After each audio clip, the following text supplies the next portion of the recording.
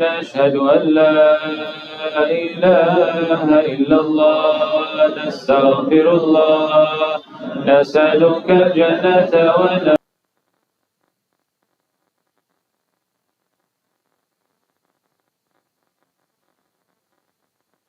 نسألك الجنة ونعوذ بك من النار نشهد أن لا إله إلا الله نستغفر الله نسألك الجنة ونعوذ بك من النار اللهم إنك عفو تحب العفو فاعف عنا الله.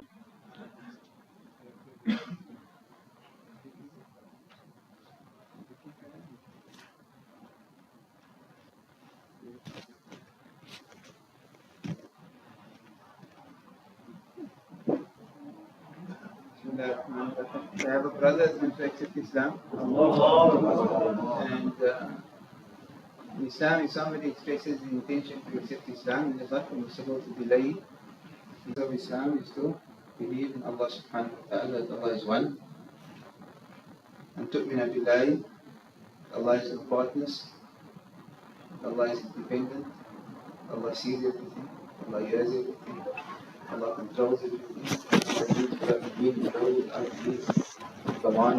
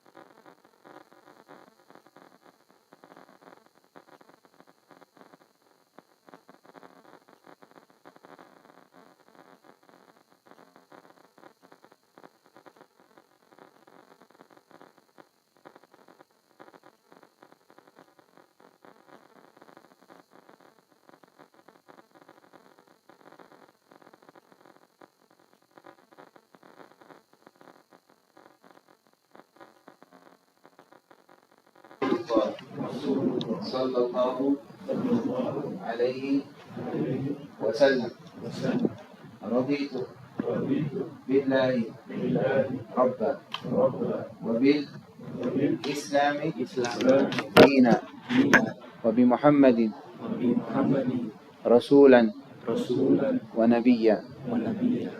I bear witness that there is no God but Allah, and I bear witness that Muhammad sallallahu alaihi wasallam is the final messenger and prophet. I am pleased with Allah as my Lord, and with Muhammad sallallahu alaihi wasallam as my prophet.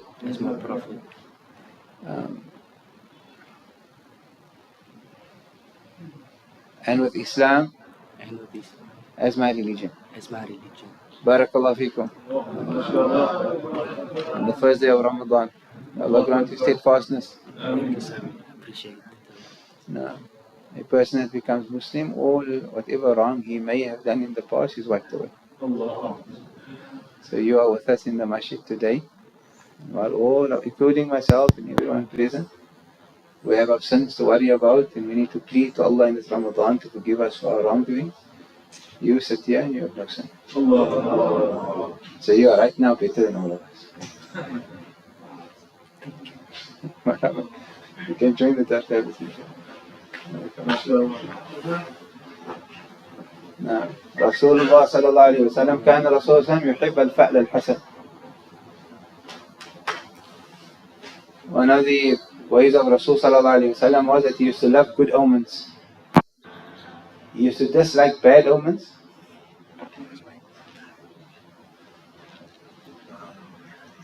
He used to dislike bad omens, and he used to love good omens. From the bad omens that he disliked was Hama. When an Arab would come home and you'd see an owl sitting on the top of his roof, he would consider that to be a bad sign or a bad omen, that perhaps bad will afflict him or his family. The Prophet said, La Hama, there's no Hama in Islam. Sallallahu alayhi wa sallam. But good omens, whenever something pointed towards good, the Prophet sallallahu alayhi wa sallam used to entertain it and consider it to be a sign of goodness. And if we begin our Rawha this year, this month of Ramadan, and the first day of Ramadan, the fact that it's a Friday is a good omen. It's a sign of goodness. And then we have our brother Morgan at the beginning of our Rawha, he accepted Islam. So we take that as a good omen, as a good sign for all of us. That our classes began with someone accepting Islam. And may that be a sign that our hearts truly submit to Islam in this Rawha and in this month of Ramadan. Ameen Ya Rabbil Alameen. The text we are reading this year, inshaAllah tabaraka wa ta'ala, there are two texts. Many of you would be familiar with the one text as it went out in the on the poster and the advertising. But there is a second text that we've introduced to the Rawha this year, inshaAllah ta'ala. The first is a book by the great scholar, the saint, one of the foremost ulama of our century, Dr. Muhammad Saeed Ramadan al-Buti. And we'll be speaking more about this author as we progress through his book, inshaAllah tabarak wa ta'ala. Shaheed, he met martyrdom. He was sitting in a dars like we are in a dars today, when a group of terrorists attacked the masjid and bombed the masjid, and Shaykh Buti passed away in the place we were sitting and teaching Quran. He was killed while teaching the Quran, like Sayyidina Uthman radiallahu ta'ala. And his book, Batinul Itham, Inward Sin, Al-Khatar al-Akbar fi Hayat al-Muslimin, the greatest danger in the lives of Muslims. The title alone tells you how important this book is. Dr. Buti was an academic, and as an academic, his language is generally takes one to get accustomed to. And that's something I may speak about at a later stage, inshallah ta'ala. I just want to briefly introduce the book and the importance of the topic. The greatest danger in the lives of Muslims. Right? That's now one of the foremost ulama of our century telling us that inward sin is the greatest danger in the lives of Muslims. If you want to know what's happening and what's going wrong in the world today, here's your answer. And he's going to speak about that in introduction that we hope to cover today, inshaAllah ta'ala. And the second text that we've also introduced to our Rawha this year, and this is not a text that we're going to complete. This will complete within the Rawha this year, inshaAllah ta'ala. The second text is something that will have to continue after Ramadan, inshaAllah ta'ala, and that is Etiquette with the Quran by the great scholar and saint Al-Imam An-Nawawi rahimahullah tabaraka wa ta'ala. And that is a book wherein he speaks about the etiquette that you and I should have in relation to the book of Allah subhanahu wa ta'ala. And that is a book that many of our mashayikh have considered to be compulsory for the student of the Quran, especially for the hafiz of the Quran. And for the general Muslims in general, it's a very important read and study. Readings will take place we'll start with Inward Sin by Dr. Buti, Muhammad Saeed Ramadan al-Buti, and then we'll end our Rawha with a few lines from the etiquette of the Quran التبيان في آداب حملة القرآن بالإمام النووي. Both books unfortunately are not available today, but they will both be available here at the masjid on Monday, inshallah tabaraka wa ta'ala. On Monday, inshallah. Our printer, we usually don't print with a local printer. We normally print in Turkey. But with an intention of having the book ready for everyone, we went to the local printer that promised to have it delivered this morning, but unfortunately they were not able to meet that deadline. But inshallah, Ramadan is a month of sabr. So we all practice sabr until Monday, inshallah ta'ala, and then we could all acquire a copy of the book, inshallah. So without delaying any further, because our time is tight, today is Friday, and many of the brothers would know salawat, today this time between Asr and Maghrib is a special time known as the Fatimid hour. And we usually conclude our dars on a Friday with sending salutations upon Rasul sallallahu alaihi wasallam. And for that reason, we're going to jump straight into the text. But I don't know who's reading here. Has no one been allocated to read?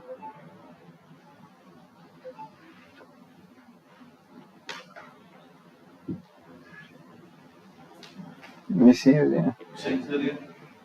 Bismillah, Hussein. Does he have a copy of the book? Who has a copy of the book? No. And that's also the organizing team. Where is Hafid Ahmed? Now, should have the readers appointed before the time so we don't waste time looking for the reader. Start on page 7, introduction to the first edition.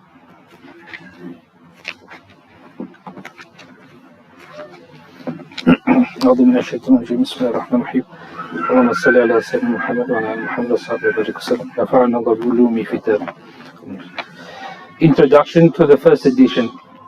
O Allah, for you is all praise as befits the majesty of your countenance and the sublimity of your authority. Glory be to you, O Allah. I cannot enumerate praises upon you. You are as you have praised yourself. O Allah, send the best of your blessings upon your slave and Prophet Muhammad and upon his family, his wives and his companions, just as you send blessings upon Ibrahim and upon the family of Ibrahim throughout the creation. You are praiseworthy and glorious. My Muslim brother, you ask me out of pain and agony. There are more Muslims today than there were in the past, and the efforts they made for the sake of Islam are more prominent than at any time before. The bookshops are replete with all kinds of modern Islamic books, replete in a way that has never been witnessed before, and people are flocking towards them with great enthusiasm. Despite all of this, however, the striving for the sake of the Islamic community and for its return to supremacy seems to keep reverting and regressing, as if it can only move backwards and never forwards. What is the secret behind this astonishing contradiction? How can natural antecedents not produce the natural consequence? I've told you the answer before. You say to me, how can the people of evil come together upon their falsehood and then continue to cooperate and coordinate so well, while the people of righteousness cannot come together upon their truth? Instead, they remain divided and in opposition to one another. My answer was that people of evil have dedicated themselves to their falsehood, and they know that they will not achieve anything unless they come together and help one another. There are no individuals among them with secret agendas that contradict what the collective is trying to achieve. They are all striving for the same thing, and they have come together because they know that cooperation is absolutely necessary. Because they are all sincerely striving for their common falsehood, they cannot turn their backs on one another, even if they do have different agendas behind their main objective. As for the people of righteousness, they have not dedicated themselves to their truth the same way the first group have dedicated themselves to their falsehood. The truth of this group is cowering at the end of a road, cut off and deprived, while the other group's falsehood is crouching at the core of the ego's desires and lusts. Among the people of righteousness are those who adorn themselves with the truth and openly call to it, while secretly feeling out their ego's desires and lusts. There are also among them those who talk about the truth and speak about it repeatedly in gatherings or speeches. But if the truth commands them to something else, such as foregoing some of their rights or bearing some hardships, they abandon it and disregard it. If this phenomenon is widespread among them, the confidence they have in one another will diminish or even disappear. Their coming together and cooperating in order to call to the truth will become very limited in scope, superficial and constricted. As soon as they break out of that narrow scope, in many cases division and even mutual opposition will arise.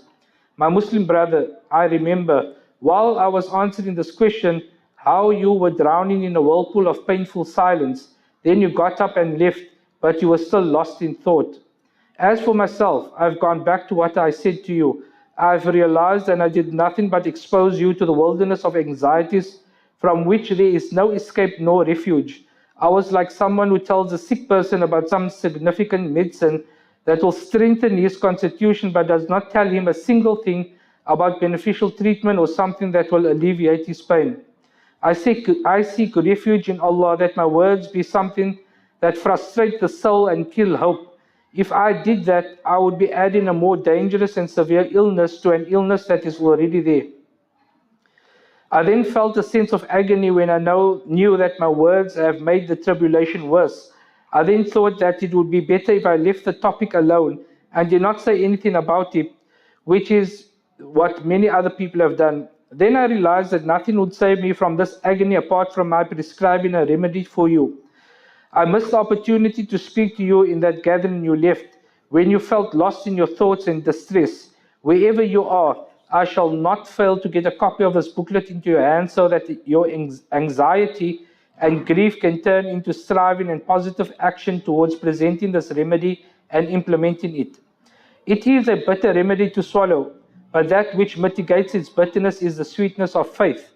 The only thing I presume is that we are all believers in Allah and that He is one God and He has no partner. In His hand is all goodness and the dominion, and He has power over all things. The remedy that I'm drawing your attention towards is described in Allah the Exalted's book and explained in the guidance of His Prophet ﷺ. It is to relinquish inward sin. You might ask, and what about outward sin? Isn't relinquishing outward sin also part of the remedy? The answer is that it is an inseparable part of it. However, everyone knows about it, and maybe most of them adhere to it, and therefore drawing attention to it would be nothing new and there would be no benefit. What most of them remain indifferent to is the other part, the part that if it is ignored, all of the Muslims' efforts and hard work for the sake of Islam fall apart and come to nothing. The importance of this part of the remedy is because it is a hidden matter. Muslims do not have a means of apprehending it and monitoring it. If that were not the case, they would be able to monitor it amongst themselves the same way they monitor one another with regards to praying, fasting, and all other outward practical acts of worship and rulings. Its importance is also due to the fact that most Muslims today do not caution or warn against it, and it does not concern them to look into and do something about it. They do not give it any consideration when trying to establish the desired Islamic community. This is why I've realized that I should continue the answer from where I left off and prescribe this immense remedy which Muslims have long forgotten and neglected, even though it is frequently discussed in Allah the Exalted's book and the Sunnah of His Messenger Muhammad sallallahu alaihi wasallam. I prescribe this remedy for myself first and foremost, for I am certain that I am the one most in need of it. And then I prescribe it for all my readers, because I understand, as I've already told you, that it is the indispensable remedy. The state of the Muslims will not be rectified without it. Our trust in Allah, success comes from Him, and to Him we shall return. نعم بسم الله الرحمن الرحيم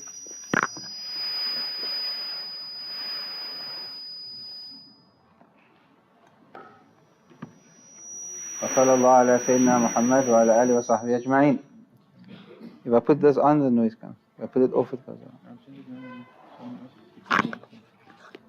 Dr. Muhammad Saeed Ramadan al-Buti rahimahullah tabaraka wa ta'ala, he his introduction really speaks to, it says a lot. The first thing that strikes me within his introduction is the fact that someone's coming to him with a question, right? And when he answers this person, he throws a reality at him. But when the person leaves, he realizes that he just made the person's problem a bigger problem, right? And because he made the person's problem a bigger problem and didn't really give him solutions, it leaves a concern on his heart, right? This is an academic. He's a professor and the head of the faculty of Aqidah in the University of Damascus. Who it was that presented the question to him, we don't know. But it's bothering him such that he left this person without a solution to a problem that he raised, that he writes his whole book. And he says that he's confident that a copy of this book is going to reach that person, so that his question can be answered. Right? That's not even his objective. That's just like, is it not? I don't think the sisters can hear. Right? So that's not even the objective of the introduction. The introduction is about something else, but just look at that alone tells you about the author. It tells you about Dr. Muhammad Saeed. He's a busy man. He has lots of responsibilities. He's the imam of the masjid. He delivers khutbahs. So many things. But as an answer to this person that is really not giving him any solution to his problem, it bothers him to the extent that he eventually does what? Writes this book with an intention that it must reach that person so he can find. As for his question, it's a very sound question. It's a very real question. Every one of us should be asking ourselves the same question. The concern that this brother comes to Dr. Buti with it's a real concern. He's saying that, look, there are so many Muslims in the world. There's never been so many Muslims in the world. Muslims are more than 2 billion in the world today. Never in history was there so many Muslims. Never was there so many masjids. In Cape Town, we have, I don't know, probably close to 150 masjids, if not more. Right? I know the census that they did many years ago was like 114 masjids, and I'm constantly hearing about new masajid. And our masajid are full. Look at the Rawha last night. There's barely a masjid within our community. Say the masjid is packed. Religious institutions. How many places of learning are there today? Like once upon a time, if you wanted to study deen, if you wanted to become in inverted commas, an alim, a scholar of deen, within a Western Cape context, you couldn't study locally. You had to travel abroad, go to Egypt, go to Saudi, go wherever you need to go and become a scholar over there. There was no local institution. There were institutions that perhaps taught you the basics, or there was part-time education, but there was no institution that can take you from A to B, you graduate, khalas. Right? Like we have Shaykh Shafi, join the institution, finish with us, mashallah, big Shaykh now. Right? So, how many are there now within our community? How many institutions are offering programs that allows you to study for 5, 6, 7 years and graduate as an alim, as a maulana, or as a sheikh, whatever the title is that you wish to hold? That's just in our community. What about the globe? What about the world? Muslims have never been this strong. That despite the fact that Muslims have grown so broad and so large, and we've achieved so much, why is it that, I want to read it in his words.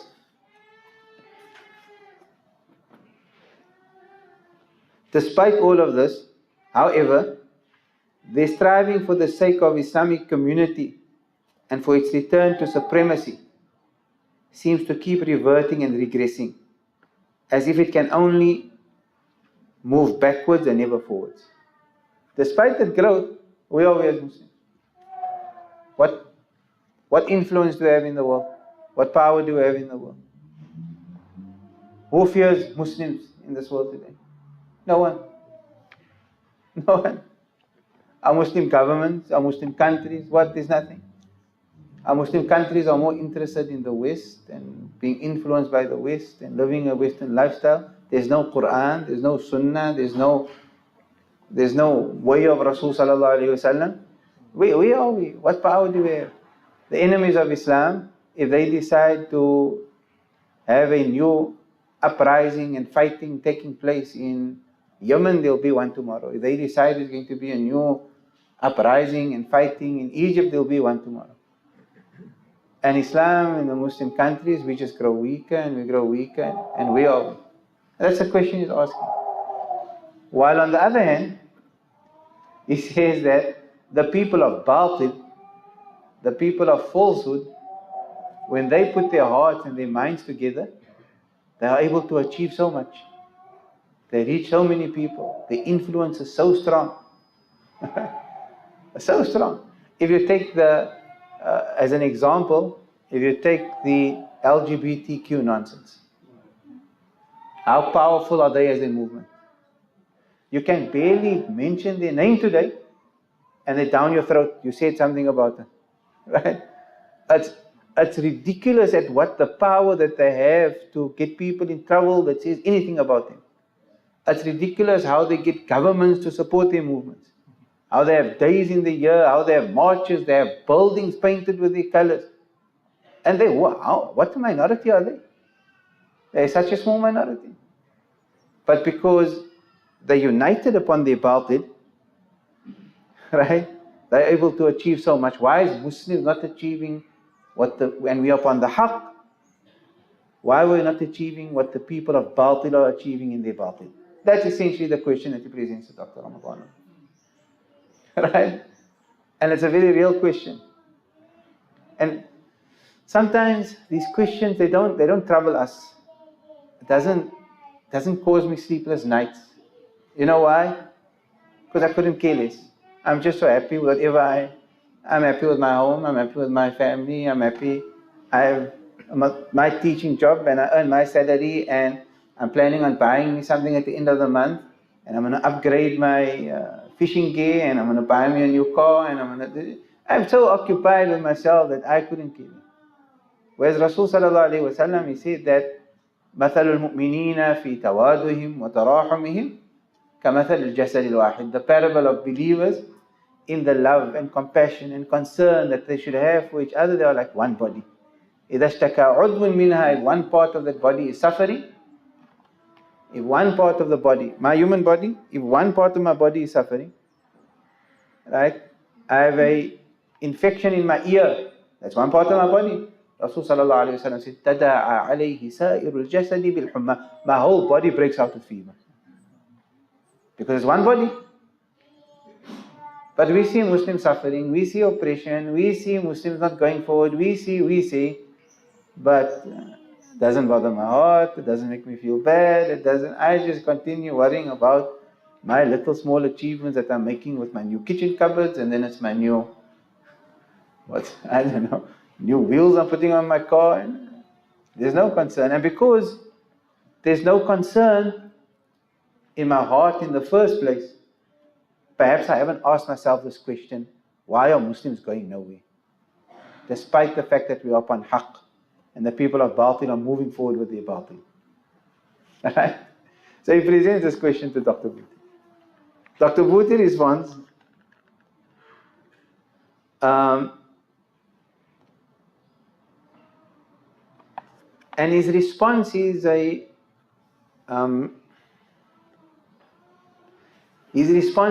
rather, you can almost call it harsh in a sense.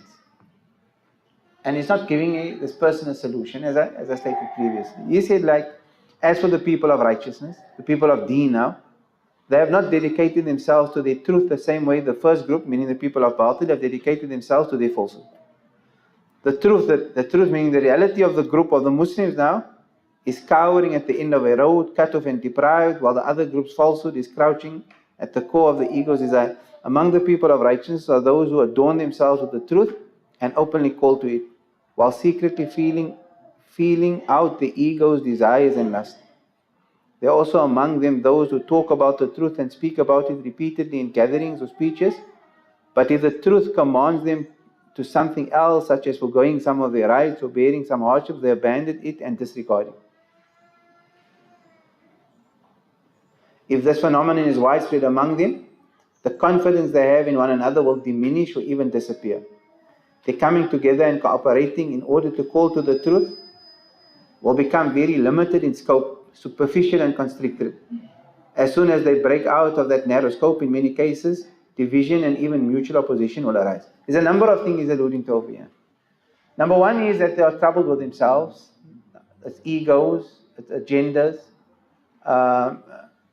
I've seen in my short life many examples of this. I've seen organizations trying to work together towards an ultimate good, but the organization doesn't pass because either a person is trying to call towards himself, or is trying to call towards his Shaykh, or is trying to call towards his tariqah. So there was an initiative. The initiative was beautiful and great, but the initiative which was there for Allah and His Rasul could not be upheld because a person was worried about my group, my masjid, my madrasa, my Shaykh, my tariqah, my this, my that. It's a small example of how we are troubled with agendas, with secondary matters, and we're not maintaining sight of that which is more important. So it's egos and desires on the one hand, and on the other hand he's alluding to the fact that Muslims just can't unite. We allow that the smallest difference create hatred between us. It causes fighting between us. And whereas the attitude of a believer should be that even if I differ with you, you're still my brother. The ultimate attitude of a Muslim should be, of a believer should be, is that whoever my Muslim brother may be, and whatever beliefs he may hold, at the end of the day, the differences that exist between me and him, it's a small percentage. It's a minority. We maybe differ in 1% or 2% or 3% of matters relating to our deen, but we are agreeing in 97%, and that should bring us together and not cause us to. And then the general rule within the Sharia, which is that I shouldn't be speaking out against something my Muslim brother is doing unless he goes against a consensus. Right? So there are basic principles that we need to gain within ourselves, how to deal with minor differences. And if we don't learn how to deal with these minor differences, ultimately what it leads to is that we're in a state of disunity. And as long as we're going to remain in a state of disunity, don't expect the Muslim Ummah to move forward. The father, he said to his children, he said, كونوا جميعا يا بني واحدا ولا تتفرقوا أفرادا. Oh my children, all of you collectively together stand as one. ولا تتفرقوا أفرادا. Do not split into various sections.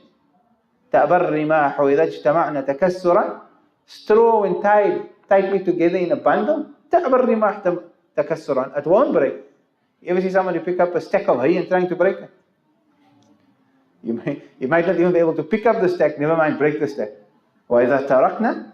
But if he takes the hay apart, one by one he will break the hay until nothing remains in that bundle. So there's two things that Dr. Buti alludes to. He says this ummah is trialed with its nafs, it's trialed with its egos, and it can't unite upon anything. You're fighting a losing battle. That's what he's telling the man in a nutshell. The man leaves and Dr. Buti says, you know what? I feel bad now. Why do I feel bad? Because I never gave him a solution. I just expounded upon the problem that he presented to me, and I left with a bigger problem.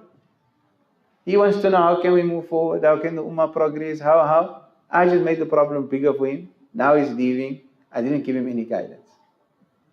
And that's how come he's writing this book. So he's going to get now to the core of what? The core of the ego, the core of my agendas, and the core of my disunity. Why we as an ummah are not moving forward, that's what he's going to look at. Right? And when he looks at this, he says, now if I put this down and I document this well, what am I doing? I'll be actually giving this man a solution.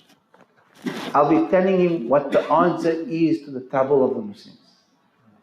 Why Muslims are not going forward. And if you really want to look at it, This batinul itham, which is inward sin, it's in reference to a verse in the Quran. Allah subhanahu wa ta'ala said, وَذَرُوا ظَاهِرَ الْإِثْمِ وَبَاطِنَ. Allah said, abandon, leave outward sin and inward sin. Right? وَذَرُوا ظَاهِرَ الْإِثْمِ وَبَاطِنَ. It relates to the inner, it relates to the heart, it relates to the soul. It's another beautiful term for tasawwuf. He is telling you the world needs tasawwuf. If you don't like the term tasawwuf, the world needs tazkiyah. If you don't like the term tazkiyah, the world needs ihsan. The problem we have is we don't have ihsan within us. And this is not, that's my statement again. Don't imagine I'm saying that the Sufis are right and the non-Sufis are wrong. No. I say this many times. Sometimes the Sufis are more in need of Sufism than the non-Sufis. Sometimes there's more ego among Sufis than there is among non-Sufis. So it's not about Sufi versus not Sufi. It's about we need the essence of what tasawwuf is. I need to remedy myself from within. Right? How many times do you find Sufis fighting each other? Politics among them. Sex, breaking down, whatever. It's not Sufis versus non-Sufis. It's what the tasawwuf stands for, what tazkiyah stands for, what purification of the nafs stands for. If we're able to achieve that, then we're going to move forward. We're going to move forward. And it's remarkable. It's difficult for somebody in our world just to submit to another person. Like one of the essence of Sufism is acknowledging someone above you, taking directives from someone above you, and lowering yourself. Generally, you should lower yourself in front of all of the creation. Right? That's the essence of it. But the idea is taking from someone else. If I look at organizations and the troubles and the challenges in organizations, many a times it's just because everyone wants to be heard, and everyone wants to have a say, and everyone needs his opinion to be there, and everyone wants his argument, and there's never this idea of, let me just listen. Let me just hear from someone who I believe to be better than me, or I believe him to have more knowledge than me, or more senior than me, or more wisdom than me. The idea of submission, this is one of the essence of the soul. Now, like I'm not in a local context. Just a very quick example to perhaps convey what I'm trying to say. Let's say there's differences that exist on a particular matter and how to deal with it. One of the scholars that myself and a few of our brothers acknowledge as a senior within our community and somebody we lower ourselves in front and listen to and take directives to, just by way of example, is our beloved dear Shaykh Ibrahim Gabriel. Let's say we are all a group of ulama debating a matter here.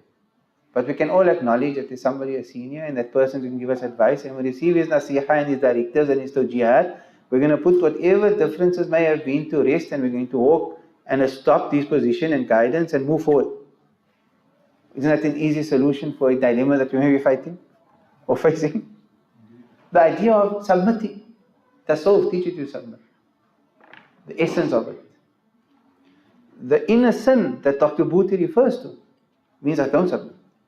I'm too important. My voice must be heard. You need to hear my argument. Right? And all of this is what is breaking us further and further down. Breaking us down further. And I don't know if Dr. Buti actually quotes the hadith, but alluding to inner sin being the problem of the problems that we face within the world today. The Prophet ﷺ, he said that very clearly in a hadith. And I've quoted this hadith many a times, and I'm sure many of you might have heard it before. But just in case somebody never heard it, and it's very apt because it speaks to what Dr. Buti is going to be discussing in this book. The Prophet ﷺ said that the time will come when the nations of the world will clamp down upon Muslims as how? Wild beasts surround their prey. As our pack of lions or hyenas surround their prey. And then what? The Sahaba, they can't believe that. Why can't they believe it? Because they don't know they don't flee from a fight. Right? The Sahaba don't flee from the battle. They don't, nothing fear, they don't fear anyone, they only fear Allah. The most difficult circumstances among the Sahaba, they remain steadfast. After Uhud, when they were weak and injured, they just said, Hasbunallah wa ni'mal wakil. Enemy strong, the intention is to come and wipe out. Hasbunallah wa ni'mal wakil. Bara ibn Azib, somebody asked him, did you flee on the day of Hunayn? The day of the battle of Hunayn was Yawm Hunayn, إِذَا عَجَبَتْكُمْ كَثْرَتُكُمْ فَلَمْ تُغْنِ عَنْكُمْ مِنَ اللَّهِ شَيْئًا. Was a day when the Sahaba were about, I think they were 10 or 12,000 strong, facing an enemy of about 20,000. Now you may think that those are, because Allah actually said your number was a lot. So you think maybe the Muslims were more, they want more. But they were actually close to the number of the enemy, because usually in the battlefield, that's how Sahaba fought. Yeah, Hunayn, they were at least half the number of the enemy. So somebody asked Bara ibn Azib, did you flee from the battle on that day? Because a number of new Muslims that just became Muslims, they fled from the battlefield. They said, Bara ibn Azib, did you flee from the battle? He said, flee from the battle. He said, I was there when arrows were showering down upon us. And I could see Rasul sallallahu alaihi wasallam, we were marching forward, and on my right was Rasul sallallahu alaihi wasallam. And his uncle Abbas was holding fast onto the bridle of his riding animal. And the Prophet was reading, Ana nabiyyu la kadhib. I am the Prophet, there is no lie therein. Ana nabiyyu la kadhib. Ana ibn Abdul Muttalib. I am the son of Abdul Muttalib. They did. Arrows are flying in our direction. He said, showering our direction, but they're moving forward to fight the enemy. The Sahaba, they didn't understand how can the Muslims be surrounded by enemy? Like wild beasts surrounded prey. They say, Ya Rasulullah, I mean, killat nahnu yawmaydin, is it maybe because we're going to be a little, few in number? The Prophet said, La bal antum kathir, you're going to be many. Their minds can't, how can we be many but we're being treated like pawns on a chessboard? So Rasul sallallahu alayhi wa sallam said, Lakin Allah yudkhilu fi qulubikum al-wahn. Allah will place wahn in your hearts. So the Sahaba said, Wa mal wahnu ya Rasulullah, what is this wahn that Allah is going to put in your heart? So the Prophet ﷺ said, Hubbud dunya. Allah will make you put the love of the dunya in your heart. You become attached to the dunya. That's the root cause of ailments and sicknesses in the heart. And that's what Dr. Buti wants to speak about. His introduction may have sounded somewhat technical. He's an academic and the way he writes and so forth. But the essence of this book is not a technical read. It's going to be addressing the heart. If Muslims are able to remedy the status of their heart, they'll have unity, there'll be no agendas, they'll be doing things for the sake of Allah, they'll be able to support each other, they'll be able to move forward, and in that we'll find strength and there'll be growth and Muslims will become the rulers of the world. That's the rightful place of Islam. Not because when we say we want to become rulers of the world, it's very important also to understand that a Muslim never desires leadership. That I desire, but not one day in my life did I desire to be a leader. Islam is not about being on top. When we say that Muslims need to lead the world, it's not because we want to be in charge. It's not that we want to be in control. It's not that we want to have the final say or the last say. We say Muslims must lead the world for one reason. For one reason. If Islam rules the world, there will be peace on the lands. If Islam rules the world, there will be equality. If Islam rules the world, there won't be hunger. If Islam rules the world, then the welfare that is destined for humanity from Allah subhanahu wa ta'ala will be implemented. As long as Islam doesn't rule, there will be injustices, there will be hunger, there will be wars, there will be fighting. You name it. The welfare of human beings on the face of this earth can never be seen to its fullest extent unless Islam rules the world. Not because we want to be rulers. Anyone else can rule, it doesn't matter. Allah's system must prevail upon the lands. If Allah's system prevails upon the lands, then the solutions of humanity will be taken. There will be the crisis that we see in the world today will disappear if Islam prevails. And how do we get that? Dr. Buti is saying, the heart. Batinul itham, the sins of the iman. And if you want to get a better appreciation of what he's going to be speaking about, this is something I like doing at the beginning of a book. It's just running through the headings. So the title here, he said the inward and the outward, or religion and judgment. That's Zahir and Batin. In fact, his titles are not going to, even his titles, they sound like they're complicated, but they're not complicated. So I can't go through the titles, because every title will require me to explain to you what he's going to speak about. This root cause of problems in the world. باطل الإثم يقول الحق سبحانه وتعالى وذروه ظاهر الإثم وباطنه. Dr. Buti, rahimahullah ta'ala, was someone that was loved by our Mashaykh. Someone asked me, how come we're not reading a dear person asked me that, why don't we read a book of the Sa'd al-Ba'alawi, which are Mashaykh? I responded that Dr. Buti was loved by the Sa'd al-Ba'alawi. When he visited Tarim and arrived in Aidid, the area where Dar Mustafa is, said Habib Umar had the students of Dar Mustafa fill the roads welcoming him into the city. He was honored. And he had a very good relationship with the Habib, and in particular, Habib Ali Jifri he loved. Many people don't know, when he passed away, he had sons. Right? So the graveyards in Syria, you can't, like by us, if you get into the hole and somebody passes away, how many people get in? 3. Where did 4 people go in? I don't know what Taqbara allows 4 people to go in. Holes are so small, so 3. Right? In Syria it's even smaller. So only one person can go in, and they need to maneuver the body in such a way. I don't want to get into the details, but one person goes in. Dr. Muhammad Sa'id had sons. One of his sons was a doctor, Dr. Tawfiq. He wrote in his wasiyah, Dr. Buti wrote in his wasiyah, when I die one day, I want Habib Ali Jifri to put my body in my grave. When he died, he was killed, they found Habib Ali, the wasiyah of my father, Habib Ali flew to Egypt just to be present to Syria, Damascus, to be present to put it. That was the relationship. Ajib. And the scholars, they think like that. They think about details even after they did. Who's going to do what and how they're going to do it. And to him, he wanted a rajulun min ahli bayt al-Nabi, a man from the family of Rasul sallallahu alayhi wa sallam, known for his taqwa and salah. Habib Ali Jifri to come and put his body in his grave. Subhanallah. When in 2013, when we heard of the martyrdom of Dr. Muhammad Sa'id Ramadan and Buti, it was very, very sad news. I never met Dr. Buti, but we studied many of his books, the most important of which was the Kubra al-Yaqiniyat, a book in Aqidah. It was taught at our madrasa in the Strand. And one's interaction with Dr. Buti was such that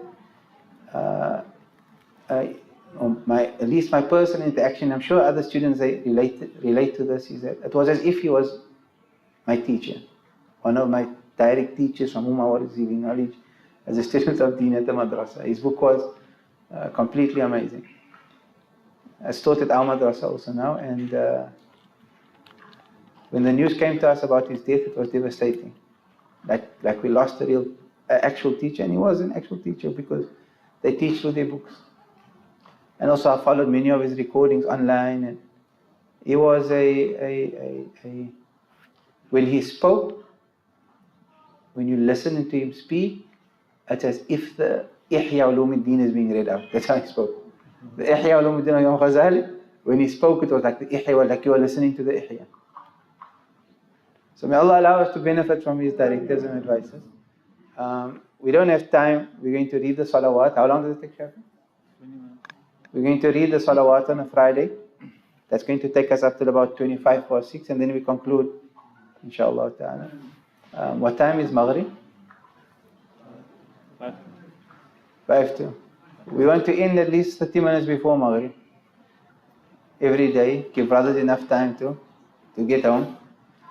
Some brothers, they sit in the Rawha, then they get anxious that they may miss Buka time and then they leave early. So we don't want to leave early. Different people come to the Rawha with different intentions.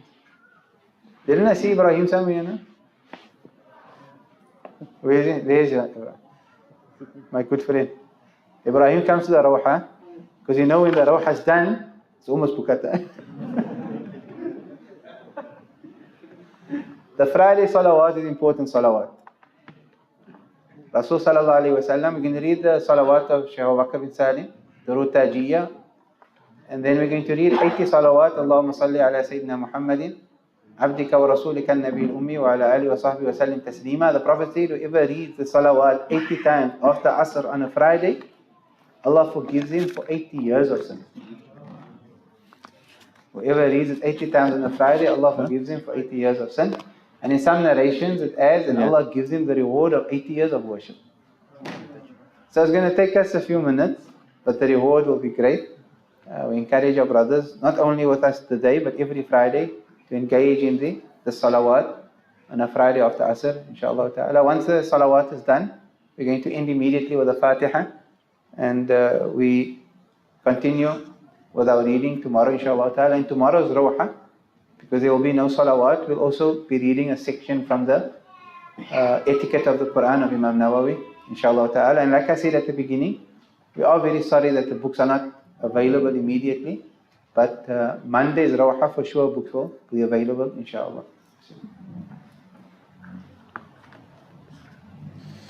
أعوذ بالله من الشيطان الرجيم بسم الله الرحمن الرحيم إن الله وملائكته يصلون على النبي يا أيها الذين آمنوا صلوا عليه وسلموا تسليما لبيك اللهم لبيك اللهم صل على محمد وعلى آل محمد كما صليت على إبراهيم وعلى آل إبراهيم إنك حميد مجيد اللهم بارك على محمد وعلى آل محمد كما باركت على إبراهيم وعلى آل إبراهيم إنك حميد مجيد اللهم وترحم على محمد وعلى آل محمد كما ترحمت على إبراهيم وعلى آل إبراهيم إنك حميد مجيد اللهم وتحنن على محمد وعلى آل محمد كما تحننت على إبراهيم وعلى آل إبراهيم إنك حميد مجيد اللهم وسلم على محمد وعلى آل محمد كما سلمت على إبراهيم وعلى آل إبراهيم إنك حميد مجيد في كل لحظة أبدا عدد خلقه ورضا نفسه كلماتي اللهم صل وسلم وبارك وكرم بقدر عظمة ذاتك العليا صلى الله عليه في كل وقت وحين أبدا عدد ما علمت وزنة ما علمت ومل ما علمت صلى الله عليه على سيدنا ومولانا محمد صلى الله عليه وعلى آل سيدنا ومولانا محمد صلى الله عليه صاحب التاج والمعراج والبراق والعلم صلى الله عليه ودافع البلاء والوباء والمرض والألم صلى الله عليه جسمه مطهر معطر منور صلى الله عليه من اسمه مكتوب مرفوع موضوع على اللوح والقلم صلى الله عليه شمس الضحى بدر الدجى نور الهدى مصباح الظلم صلى الله عليه أبي القاسم سيد الكونين وشفيع الثقلين أبي القاسم سيدنا محمد بن عبد الله سيد العرب والعجم صلى الله عليه نبي الحرمين محبوب عند رب المشرقين والمغربين صلى الله عليه يا أيها المشتاقون لنور جماله صلوا عليه وسلموا تسليما اللهم صل على سيدنا محمد عبدك ورسولك النبي الأمي وعلى آله وصحبه وسلم تسليما اللهم صل على سيدنا محمد عبدك ورسولك النبي الأمي وعلى آله وصحبه وسلم تسليما اللهم صل على سيدنا محمد عبدك ورسولك النبي الأمي وعلى آله وصحبه وسلم تسليما اللهم صل على سيدنا محمد عبدك ورسولك النبي الأمي وعلى آله وصحبه وسلم تسليما سيدنا محمد عبدك ورسولك النبي الأمي وعلى آله وصحبه وسلم تسليما اللهم صل على سيدنا محمد عبدك ورسولك النبي الأمي وعلى آله وصحبه وسلم تسليما اللهم صل على سيدنا محمد عبدك ورسولك النبي الأمي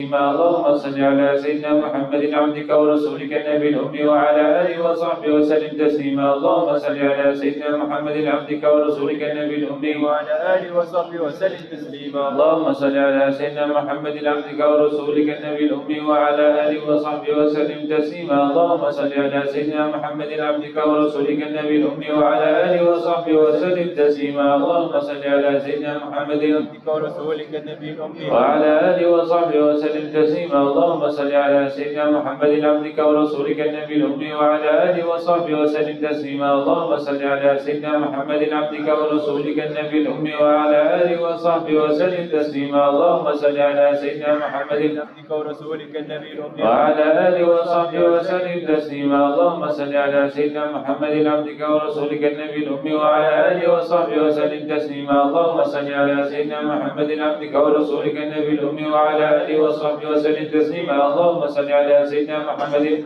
رسولك النبي الأمي وعلى آله وصحبه وسلم تسليما. اللهم صل على سيدنا محمد عبدك ورسولك النبي الأمي وعلى آله وصحبه وسلم تسليما. اللهم صل على سيدنا محمد عبدك ورسولك النبي الأمي صحبه وسلم تسليما. اللهم صل على سيدنا محمد عبدك ورسولك النبي الأمي وعلى آله وصحبه وسلم تسليما. اللهم صل على سيدنا محمد عبدك ورسولك النبي الأمي وعلى آله وصحبه وسلم تسليما. اللهم صل على سيدنا محمد عبدك ورسولك النبي الأمي وعلى آله وصحبه وسلم تسليما. اللهم صل على سيدنا محمد عبدك ورسولك النبي الأمي وعلى آله وصحبه وسلم تسليما. اللهم صل على سيدنا محمد عبدك ورسولك النبي الأمي وعلى آله وصحبه وسلم تسليما. اللهم صل على سيدنا محمد عبدك ورسولك النبي الأمي وعلى آله وصحبه وسلم تسليما. اللهم صل على سيدنا محمد عبدك ورسولك النبي الأمي وعلى آله وصحبه وسلم تسليما. اللهم صل على سيدنا محمد عبدك ورسولك النبي الأمي وعلى آله وصحبه وسلم تسليما. اللهم صل على سيدنا محمد عبدك ورسولك النبي الأمي وعلى آله وصحبه وسلم تسليما. اللهم صل على سيدنا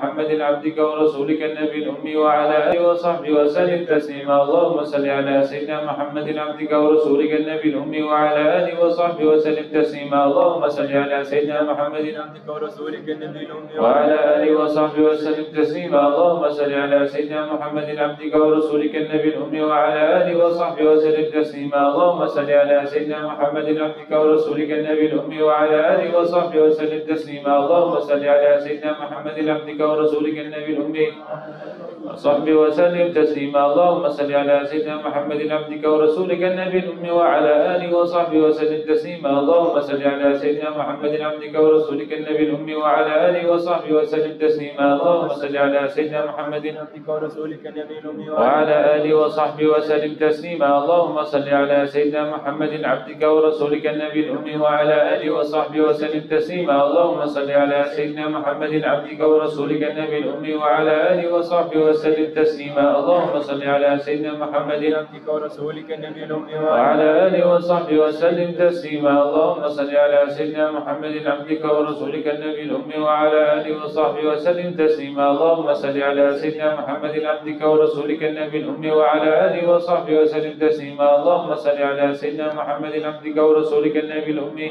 آله وصحبه وسلم تسليما. اللهم صل على سيدنا محمد عبدك ورسولك النبي الأمي وعلى آله وصحبه وسلم تسليما. اللهم صل على سيدنا محمد عبدك ورسولك النبي الأمي وعلى آله وصحبه وسلم تسليما. اللهم صل على سيدنا محمد عبدك ورسولك النبي الأمي وعلى آله وصحبه وسلم تسليما. اللهم صل على سيدنا محمد عبدك ورسولك النبي الأمي وعلى آله وصحبه وسلم تسليما. اللهم صل على سيدنا محمد عبدك ورسولك النبي الأمي وعلى آله وصحبه وسلم تسليما. اللهم صل على سيدنا محمد النبي الأمي وعلى آله وصحبه وسلم تسليما. اللهم صل على سيدنا محمد عبدك ورسولك النبي الأمي وعلى آله وصحبه وسلم تسليما. اللهم صل على سيدنا محمد عبدك ورسولك النبي الأمي وعلى آله وصحبه وسلم تسليما. اللهم صل على سيدنا محمد وعلى آله وصحبه وسلم تسليما. اللهم صل على سيدنا محمد عبدك ورسولك النبي الأمي وعلى آله وصحبه وسلم تسليما. اللهم صل على سيدنا محمد عبدك ورسولك النبي الأمي وعلى آله وصحبه وسلم تسليما. اللهم صل على سيدنا محمد عبدك ورسولك النبي الأمي وعلى آله وصحبه وسلم تسليما. اللهم صل على سيدنا محمد عبدك ورسولك النبي الأمي وعلى آله وصحبه وسلم تسليما. اللهم صل على سيدنا محمد عبدك ورسولك النبي الأمي وعلى آله وصحبه وسلم اللهم صل على سيدنا محمد عبدك ورسولك النبي الأمي وعلى آله وصحبه وسلم تسليما. اللهم صل على سيدنا محمد عبدك والأمي وعلى آله وصحبه وسلم تسليما. اللهم صل على سيدنا محمد عبدك ورسولك النبي الأمي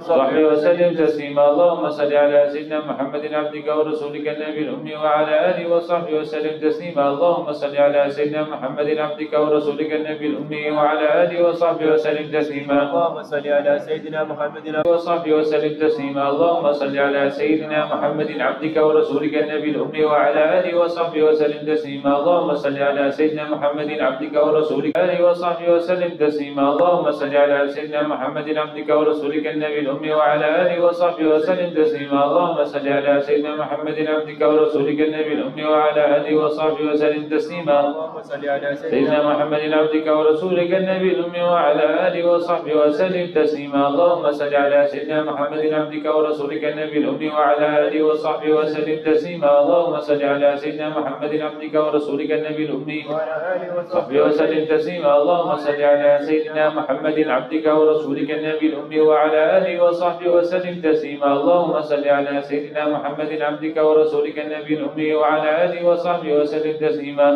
اللهم صل على سيدنا محمد عبدك ورسولك النبي الأمي وعلى آله وصحبه وسلم تسليما. اللهم صل على سيدنا محمد عبدك ورسولك النبي الأمي.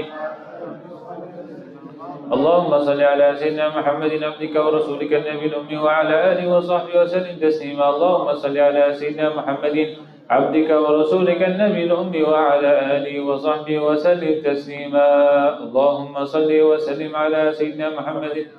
اللهم صل وسلم على كريم بقدر عظمة ذاتك العليا في كل وقت وحين أبدا عدد ما علمت وزنة ما علمت وملء ما علمت على سيدنا ومولانا محمد وعلى آل سيدنا ومولانا محمد صلاة تكون لك رضا ولحق أداء وعطي الوسيلة والفضيلة والشرف والدرجة العالية الرفيعة وابعث مقاما محمولا الذي وعدته واجزينا ما هو أهله وجزي أفضل ما جزيت نبيا عن أمته. وصل على جميع إخواني من النبيين والصالحين إلى يوم الدين يا أرحم الراحمين. اللهم صل وسلم وبارك وكرم بقدر عظمة ذاتك العليا في كل وقت وحين أبدا عدد ما علمت وزنة ما علمت وملء ما علمت على سيدنا ومولانا محمد وعلى آل سيدنا ومولانا محمد صلاة تكون لك رضا ولحق أداء وأعطي الوسيلة والفضيلة والشرف والدرجة العالية الرفيعة وابعث مقاما محمولا الذي وعدته واجزي عنا ما هو أهله وجزي أفضل ما جزيت نبيا عن أمته. وصل على جميع إخواني من النبيين والصالحين إلى يوم الدين يا أرحم الراحمين. اللهم صل وسلم وبارك وكرم بقدر عظمة ذاتك العليا في كل وقت وحين أبدا عدد ما علمت وزنة ما علمت وملء ما علمت على سيدنا ومولانا محمد وعلى آل سيدنا ومولانا محمد صلاة تكون لك رضا ولحق أداء وأعطي الوسيلة والفضيلة والشرف والدرجة العالية الرفيعة وبعث مقام محمود الذي وعدته واجزي عنا ما هو أهله وجزي أفضل ما جزيت نبيا عن أمته. وصل على جميع إخواني من النبيين والصالحين إلى يوم الدين يا أرحم الراحمين. اللهم صل وسلم وبارك وكرم بقدر عظمة ذاتك العلية في كل وقت وحين أبدا عدد ما علمت وزنة ما علمت وملء ما علمت على سيدنا ومولانا محمد وعلى آل سيدنا ومولانا محمد صلاة تكون لك رضا ولحق أداء وعطي الوسيلة والفضيلة والشرف والدرجة العالية الرفيعة وابعث مقاما محمودا الذي وعدته وجزي عنا ما هو أهله وجزي أفضل ما جزيت نبيا عن أمته. وصل على جميع إخوانه من النبيين والصالحين إلى يوم الدين يا أرحم الراحمين.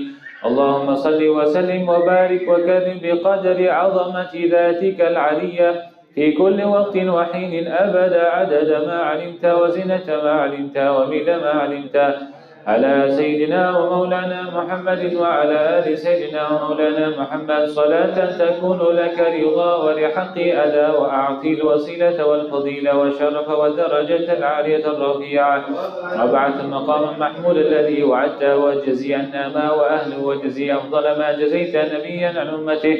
وصل على جميع إخواني من النبيين والصالحين إلى يوم الدين يا أرحم الراحمين. اللهم صل وسلم وبارك وكرم بقدر عظمة ذاتك العلية في كل وقت وحين أبدا، عدد ما علمت وزنة ما علمت وملء ما علمت، على سيدنا ومولانا محمد وعلى آل سيدنا ومولانا محمد، صلاة تكون لك رضا ولحق أدى، وأعطي الوسيلة والفضيلة والشرف والدرجة العالية الرفيعة، وابعث المقام محمود الذي وعدته، واجزي عنا ما هو أهله، واجزي أفضل ما جزيت نبيا عن أمته، وصل على جميع إخواني من النبيين والصالحين إلى يوم الدين يا أرحم الراحمين. بسم الله الرحمن الرحيم. اللهم يا عظيم السلطان، يا قديم الإحسان، يا دائم النعم، يا كثير الجود، يا واسع العطاء، يا خفي اللطف، يا جميل الصنع، يا حليما لا يعجل، صل يا ربي على سيدنا محمد وآله وسلم، وارض عن الصحابة أجمعين. اللهم لك الحمد شكرا، ولك المن فضلا، وأنت ربنا حقا، ونحن عبيدك رقا، وأنت لم تزل لذلك أهلا، يا ميسر كل عسير، ويا جابر كل كسير، ويا صاحب كل فريد، ويا مغني كل فقير، ويا مقوي كل ضعيف، ويا مأمن كل مخيف، يسر علينا كل عسير، فتيسير العسير عليك يسير. اللهم يا من لا يحتاج إلى البيان والتفسير، حاجاتنا كثير وأنت عالم بها وخبير. اللهم إني أخاف منك، وأخاف ممن يخاف منك، وأخاف ممن لا يخاف منك. اللهم بحق من يخاف منك نجنا ممن لا يخاف منك. اللهم بحق سيدنا محمد حسنا بعينك التي لا تنام، واكلفنا بكنفك الذي لا يرام، وارحمنا بقدرتك علينا فلا نهلك، وأنت ثقتنا ورجاؤنا. وصلى الله على سيدنا محمد وآله وصحبه وسلم، والحمد لله رب العالمين، عدد خلقه ورضا نفسه وزنة عرش ومداد كلماته. اللهم إنا نسألك زيادة في الدين، وبركة في العمر، وصحة في الجسد، وسعة في الرزق، وتوبة سيدنا محمد وعلى آله وصحبه وسلم. سبحان ربك رب العزة عما يصفون، وسلام على المرسلين، والحمد لله رب العالمين. في كل النار. اللهم إنك عفو تحب العفو فاعف عنا. اللهم إنك عفو تحب العفو فاعف عنا.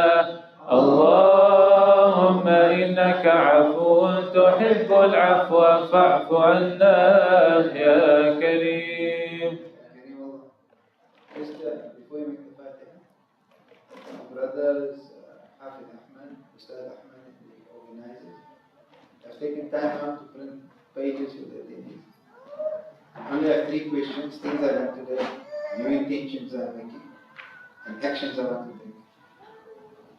And if you attend the Rawha for 29 days or 30 days, you have 30 things that you learned on a piece of page, 30 new intentions that you have, and 30 actions that you intended to. My mic is on. I put my mic off when this adhkar start, so that the viewer hears Shafi's beautiful voice and not mine. So you list this every day, it takes you a minute or 2. By the end of the month, you'll have a stack of things that you have learned, new intentions that you've made, and actions that you want to bring into existence. Allah reward them for their efforts. Allah subhanahu wa ta'ala bless us in the first day of Ramadan. Amen. And may He allow us to continue being regular attending classes of knowledge. May He not let us miss a rak'ah of the 20 rak'at of Taraweeh throughout this month. May we be punctual and regular with Salat al-Tasbih and Salat al-Tahajjud. May we make the most of this month. Sincerity and acceptance. Grant us sincerity and acceptance. And those of us that lost family in the course of the year, oh Allah, grant them the reward of Ramadan. And fill their graves with nur and with light. And if their graves are pits of Jahannam, make their graves gardens of paradise. And if their graves are gardens of paradise, then enhance it and make it greater gardens of paradise. Amen. And may those of us who have lost family, may that reward apply to them. May they partake from the food of Jannah in the graves, and may doors of Jannah open up into the graves. And those who are ill, may Allah grant them shifa and cure. Ya Rab, allow us to draw close to you in this month. Ya Rab, we do not have the capacity to draw close to you out of our own, so you draw us close to you. بهذه النوايا وإيمان وسلام صالح ومن سيد الحبيب عمر وإلى حضرة النبي محمد اللهم صل وسلم وبارك عليه وعلى آله وأصحاب الفاتحة.